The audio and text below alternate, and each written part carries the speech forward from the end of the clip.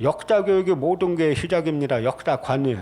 우리는 아직도 식민지 교육, 일본 고급화 역사관을 그대로 학교에서 가르치고 있으니까 여러분 국사교과서 보고 나 우리나라 국사교과서 보고 애국심을 느꼈어. 그런 사람 한 명이나 봤어요?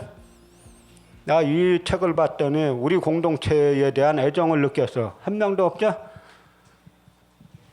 이런 국사책이 전 세계 어느 나라에 있냐 이거예요. 다 학생들이 다 암기 과목으로 여기죠? 왜 암기 과목으로 여기냐? 한 가지 기술하는데 서로 다른 관점이 같이 들어와 있어요. 역사책이야말로 이리관지해가지고 하나의 관점으로 서술해야 되는데 우리 국사책은 그게 안 되는 겁니다.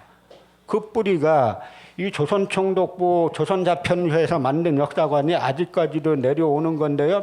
이 스다 소키치라는 인물은 바로 이제 삼국사기 초기 기록 불신론을 갖다가 이제 최초로 이제 만든 인물이고 그 제자인 이병도라는 사람인데 이 동북공정 이 지도는 저희가 만든 게 아니라 중국 사회과학원에서 발행하는 중국의 공식 역사 지도집이에요. 여기에 보면 이렇게 파란 점선이 뭐냐면 만리장성입니다. 그리고 여기 수성이라고 있죠.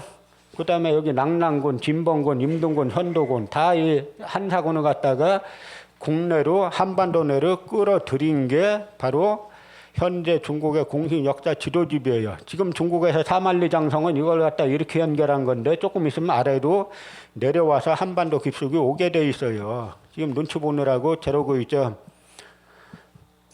그런데 이 당시에 아까 말했던 단재 신채호, 임시정부 2대 대통령 백암 박은식, 석주 이상용, 임시정부 국무령 석주 이상용, 이시영, 김성학 이분들 전부 다 이 독립운동가들이 다 역사학자예요. 독립운동가들이 대부분 투잡인데 투잡이 하나는 독립운동이고 하나는 역사학자예요. 둘 다 이 버는 데 별로 도움이 안 되는 거라 고생은 많이 했죠.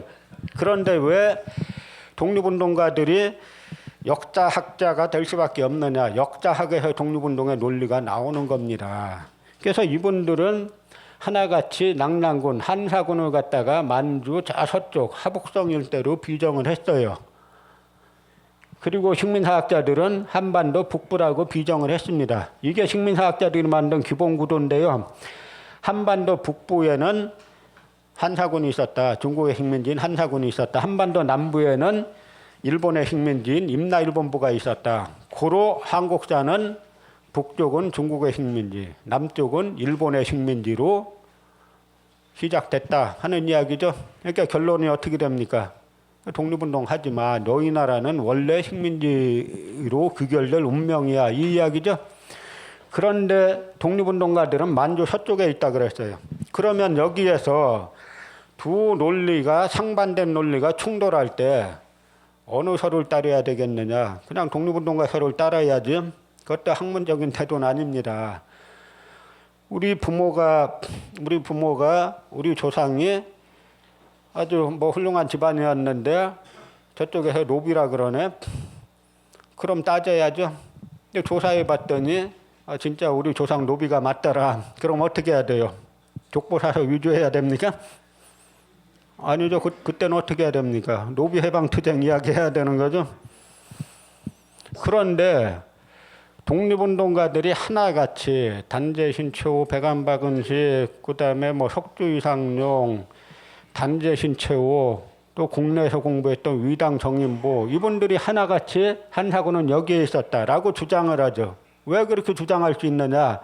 2100년 전에 설치된 한사군의 위치가 어딘가를 알려면 어떻게 해야 됩니까? 2100년 전에 쓰여진 기록들,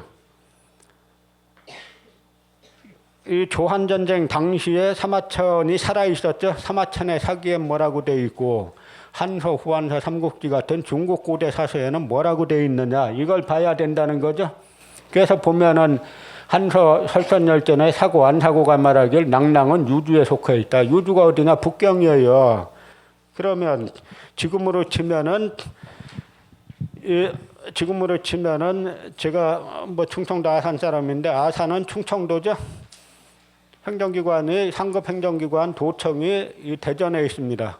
그런데 상급 행정기관은 대전에 있는데 제가 사는 아산은 저기 저 북만주에 있어요.